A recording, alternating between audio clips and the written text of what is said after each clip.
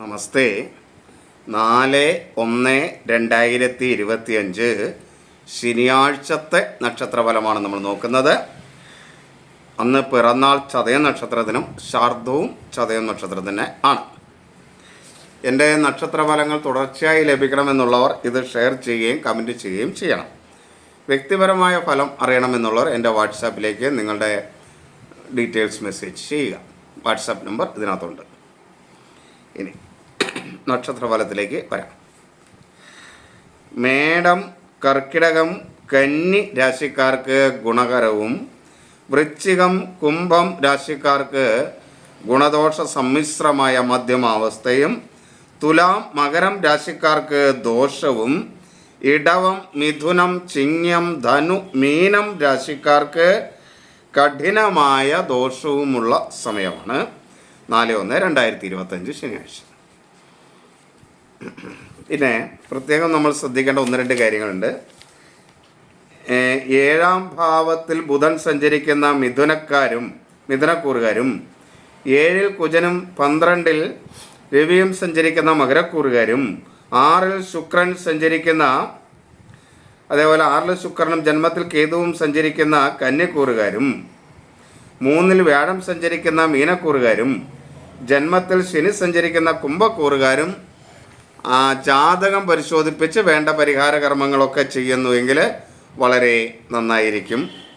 അത് കാരണം അവർക്ക് കുറച്ച് ദുരിതങ്ങൾ കൂടുതലുള്ളതാണ് ഈ ദിവസഫലം നന്നായിരുന്നാലും. അതുകൊണ്ട് അവർ ജാതകമൊക്കെ പരിശോധിപ്പിക്കുന്നത് നന്നായിരിക്കും. ഇനി നമുക്ക് വിശദമായി ഓരോ നാളുമൊക്കെ പറഞ്ഞ് നോക്കാം. മേടക്കാർക്ക് ഗുണകരമാണ്. സാമ്പത്തികമായ നേട്ടവും, അതേപോലെ കുടുംബത്തിൽ ശാന്തിയും സമാധാനവും, ആരോഗ്യപരമായ മേന്മയും, കാര്യങ്ങളൊക്കെ ഒരു പരിധി വരെ വിജയിപ്പിച്ചെടുക്കാനുള്ള കഴിവും, മക്കളിൽ നിന്നുള്ള അനുകൂലാസ്ഥിതിയും ഒരു പ്രതാപശക്തിയുമൊക്കെ ഉണ്ടായിട്ട് പൊതുവെ മേടം രാശിക്കാർക്ക് ഗുണകരമായിരിക്കും. മേടം രാശി എന്ന് പറഞ്ഞാൽ അശ്വതി, ഭരണി, കാർത്തിക ആദ്യ കാൽഭാഗമാണ് കേട്ടോ. ഇനി ഇടവം രാശി കാർത്തിക അവസാന മുക്കാൽ ഭാഗം, രോഹിണി, മകീരം ആദ്യ പകുതി ഭാഗം. ഇടവം രാശിക്ക് കഠിനമായ ദോഷമാണ്. സ്വജനങ്ങളായിട്ടുള്ള കലഹങ്ങൾ, കുടുംബത്തിൽ തന്നെ മനസ്വസ്ഥത കുറയുന്ന സമയം, തൊഴിൽരംഗത്ത് ചില സ്ഥാനമാറ്റങ്ങൾ അല്ലെങ്കിൽ അനുകൂലമല്ലാത്ത സ്ഥിതിവിശേഷം, സാമ്പത്തികമായ നഷ്ടം, ആരോഗ്യസ്ഥിതിയിൽ ഒരു ദോഷം, ഗുണകരമല്ലാത്ത അവസ്ഥ, ഇങ്ങനെ പൊതുവെ എല്ലാവരുമായിട്ടുള്ള അഭിപ്രായ വ്യത്യാസങ്ങളും അലസതയുമൊക്കെ ആയിട്ട് ഇടവക്കൂറുകാർക്ക് കഠിനമായ ദോഷമായിരിക്കും. മിഥുനം, മകീരം അവസാന പകുതി ഭാഗം, തിരുവാതിര, പുണർദം ആദ്യ മുക്കാൽ ഭാഗം. മകീരം ഈ മിഥുനക്കൂറുകാർക്കും കഠിനമായ ദോഷം തന്നെയാണ്. വേണ്ടപ്പെട്ടവരിൽ നിന്ന് അനുകൂലമില്ലാത്ത അവസ്ഥ, സാമ്പത്തിക കാര്യങ്ങളിൽ ഒന്നും ശരിയാകാത്തത്, ആരെങ്കിലും തരാം എന്ന് പറഞ്ഞിട്ടുള്ള വാഗ്ദാനങ്ങൾ തരാൻ കഴിയുന്നത് കിട്ടാതെ വരിക, ഇങ്ങനെ അതേപോലെ അനുകൂലമല്ലാത്ത യാത്രകൾ വേണ്ടി വരിക, മനസ്വസ്ഥ കുറവൊക്കെ ആയിട്ട് മിഥുനക്കാർക്കും കഠിനകരമായ ദോഷമുള്ള ദിവസം ആണ്. കർക്കിടകം, പുണർദം അവസാന കാൽഭാഗം, പൂയം, ആയില്യം. കർക്കിടകക്കാർക്ക് ഗുണകരമായ ദിവസമായിരിക്കും.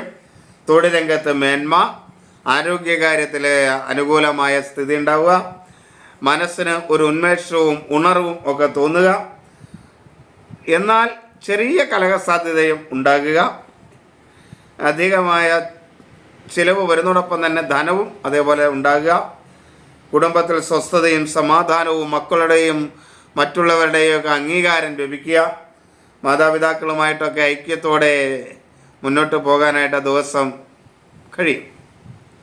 ചിങ്ങം, മകം, പൂരം, ഉത്രം ആദ്യ കാൽഭാഗമാണ് ചിങ്ങം രാശിക്ക് കഠിനമായ ദോഷമാണ്. ഒരു ശരീരസുഖമില്ലാത്ത അവസ്ഥ, ഒരു മനസ്സിന് ഒരു സ്വസ്ഥതയില്ലാത്ത അവസ്ഥ, ധനനഷ്ടം, അതേപോലെ മാതൃപിതൃസ്ഥാനീയരോ അല്ലെങ്കിൽ ഗുരുസ്ഥാനീയരോ ഒക്കെ ആയിട്ടുള്ള അഭിപ്രായ വ്യത്യാസങ്ങൾ, അപകീർത്തി, അപകടങ്ങൾ ഉണ്ടാകാനുള്ള സാധ്യതയൊക്കെ ഉള്ള ഒരു സമയമാണ് ചിങ്ങക്കൂറുകാർക്ക്. മകം, പൂരം, ഉത്രം ആദ്യ കാലഭാഗമാണ് ചിങ്ങക്കൂറ്.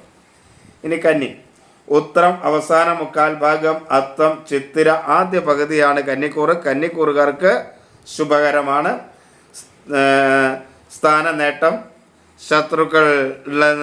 ശത്രുക്കൾ മിത്രങ്ങളായി വരുന്ന അവസ്ഥ, ആരോഗ്യം, നല്ല സുഹൃത്തുക്കൾ, മക്കൾ ഗുണം, കാര്യങ്ങൾക്കെല്ലാം ഒരു മനസ്സിന് ഇണങ്ങുന്ന രീതിയിൽ കൊണ്ടുവന്ന് എത്തിക്കാൻ കഴിയുന്നൊരവസ്ഥ, ബന്ധുഗുണം, മറ്റുള്ളവരിൽ നിന്നുള്ള സഹായം തുടങ്ങി പല കാര്യങ്ങൾ കൊണ്ടും കന്നിക്കാർക്ക് അന്ന് ഗുണകരമായിരിക്കും. ഇനി തുലാം രാശി. തുലാം രാശിക്കാർക്ക് അന്ന് ദോഷമാണ്. തുലാം എന്ന് പറഞ്ഞാൽ ചിത്ര അവസാന പകുതി ഭാഗം, ചോതി വിശാഖം ആദ്യ മുക്കാല്. സാമ്പത്തികമായി വളരെയധികം നഷ്ടമുണ്ടാവുക, മറ്റുള്ളവരിൽ നിന്ന് ചതിയൊക്കെ അനുഭവപ്പെടേണ്ടി വരിക, ആരോഗ്യം അത്ര അനുകൂലമല്ലാതിരിക്കുക, മക്കൾ സ്ഥാനീയരൊക്കെ ആയിട്ട് കലഹമുണ്ടാകുക, തൊഴിൽ രംഗത്ത് ചില തടസ്സങ്ങളും പ്രയാസങ്ങളും അനുഭവപ്പെടുക. പൊതുവെ ദൈവാധീനക്കുറവുള്ളൊരു സമയമാണ്. അപവാദവും ശത്രു ദുരിതവും ഒക്കെ ഉണ്ടാവും. ഒരു തരം ഭയം മനസ്സിലിങ്ങനെ തോന്നുന്ന സമയം കൂടെ ആയിരിക്കും. വൃശ്ചികം. വിശാഖം അവസാന കാൽഭാഗം, അനിഴം. വൃശ്ചികം രാശിക്ക് ഗുണദോഷ സമ്മിശ്രമാണ്. അനുകൂലമല്ലാത്ത യാത്രകൾ, ആരോഗ്യ പ്രശ്നങ്ങൾ, കലഹം, നാശനഷ്ടം ഒക്കെ വരുമെങ്കിലും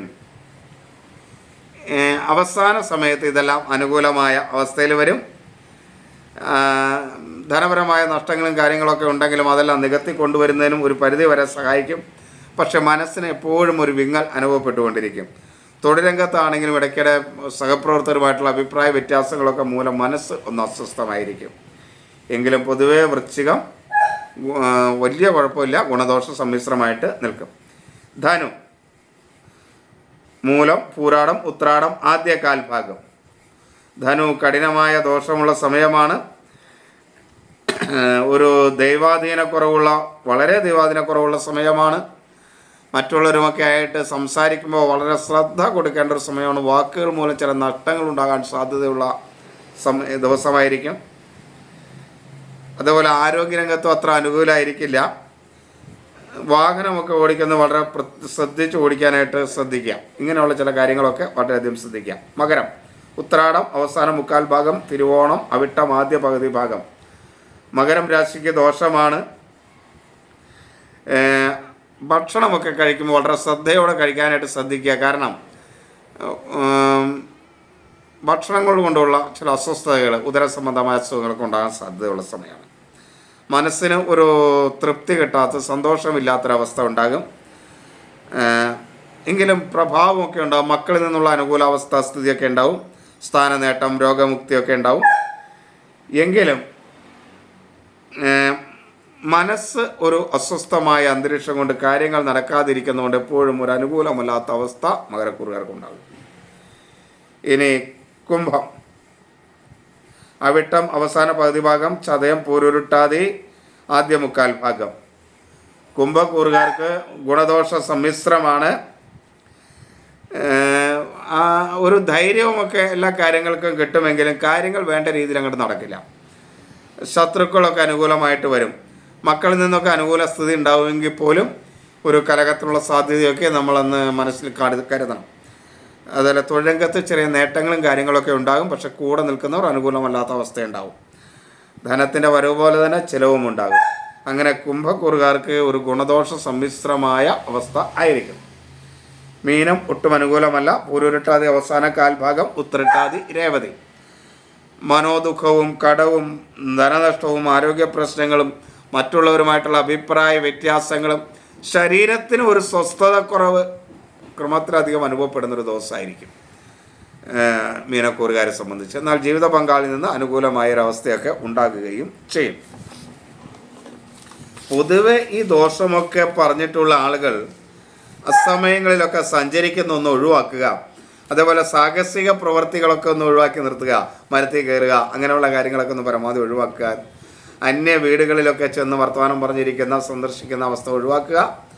വാഹനങ്ങൾ, വന്യജീവികൾ, അതേപോലെ സാധാരണ മൃഗങ്ങൾ എന്നിവയായിട്ടുള്ള സഹവാസം, ഇങ്ങനെ അപകടങ്ങൾ ഉണ്ടാകുന്ന സാഹചര്യങ്ങളെ ഒരു പരിധി വരെ ഒഴിവാക്കുന്നത് ഇവർക്ക് നന്നാവും. കൂടാതെ ജപം, ദാനം, ഹോമമൊക്കെ ദോഷങ്ങൾക്ക് പരിഹാരമാണ്.